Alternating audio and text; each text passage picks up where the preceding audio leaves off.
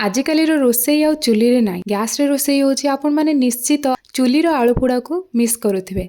आज किंतु आपण मानक पई मु गैस रे आलू पोड़ार रेसिपी नहीं के आसी जोटा कि सेम चुली परी टेस्ट आसीबो।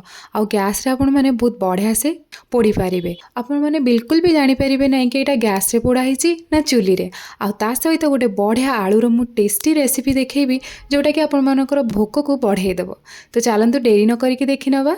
एठी मु नहीं जाइछि 6टी आलू आकु भल भाव वॉश करी नहीं जेहेतु आम गैस रे पोड़ा प्रथमे आलू को वॉश करी नियंतु कहीं से बहुत सारा बाली लगी थाए। तो ये आप देखिपे मु छोट साइज्र आलू नहीं आपण मैंने यहीपरी भाव में आलू ने ना जदि बड़ आलू नौकरी ताकू मझीरू डिवाइड करे। एवं चलतु गैस रे गोटे तावा बसई ना प्रथमे गैस फ्लेम को हाई रखा। प्रथमे जिते तावा को बसइबे गैस रे फ्लेम को हाई रखी नियंतु आलू रे एमती छोट छोट दाग दे दिंतु छुरी आपण मैंने चाहिए चमच दे पारिबे जेको धारुआ जिनस एमती छोट छोट दाग देदेवे। तो ये मुझे सब जगह आलूर छोट छोट दाग देदेवी। आपण मैंने चाहिए ये गोटे आलू को भी पोड़ी पारे सेमती भावानी जाए एका थर के एत सारा आलू पोड़ार अच्छी आपण जी आलू दरकार से पोड़ी ने। तो यही सब को भल भाव तावे रखिकी गोटे प्लेट को घोड़े एमती चारिपट जाक बाष्प बाहर ना कहीं बाष्प न बाहर जल्दी आलू सीझेब। आईटी गैस फ्लेम स्लो एकदम स्लो बिल्कुल भी मीडियम के हाई करेंगे ना। पाखापाखि आपको 10 मिनिट पोड़िया को छाड़देवे। 10 मिनिट पर लिड को बाहर करे।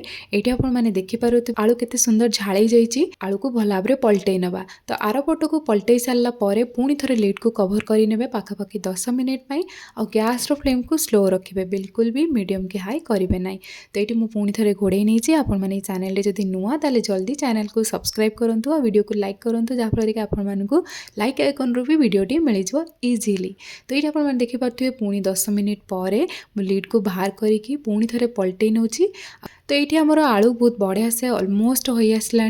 तो आपको एवं भल भाव घोड़े नवा गैस को बंद कर नवा आ एकदम ठंडा हवा जाके छाड़ीदे पाखापाखि उषुम रहा जाके। तो आपको छाड़ीदे सडन नहीं कि आपण मैंने आपको खाइबे ना कहीं भल से मैश हे ना।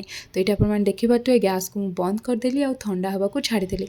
पाखापाखि ये 10 मिनिट लगे ठंडा हवा को बहुत जल्दी ठंडा हो। ठंडा हो सारापर ये मुझे लिड को बाहर कर नहीं आप देखिपे आलूर चोपा केमी मोली आसी और बहुत ही बढ़िया भाव में सीझी जाइए।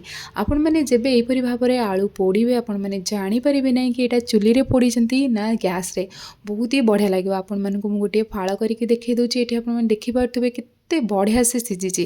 तो आपण मैंने जब बाहर रोचंती ताहले निश्चित यहीपरी भाव में आलू पोड़ू आपण मानक आमर ओडियार पारंपरिक खाଇବା भी मिल जिवो बाहर थाइकी भी।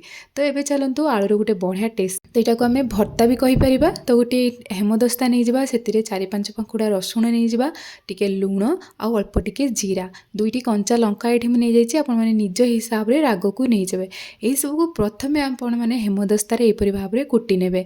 तो यहाँ भल भाव कुटी सारापर आलू को ए छड़े ऐड करनवा। तो ये मुझे गोटिया 2टी आलू नहीं आपण मैंने निज हिसाब से नियंतु बहुत ही टेस्टी लगे। आपण मैंने जब यहीपरी भाव में आलूर भर्ता बनइबे आपण मानकर भोक एते बढ़िबो जे सब बेले क्रेविंग हबो यहीपरी भाव में खाइबाकू। निश्चित आपण मैंने यहीपरी भाव में बनातु। आलू को बेसी कुटिबा दरकार नहीं अल्प टिके कुटी सारा पर आपको चम्मच साहाय्य मिक्स करेंगे ना ना हाथ रे भी मिक्स करेंगे।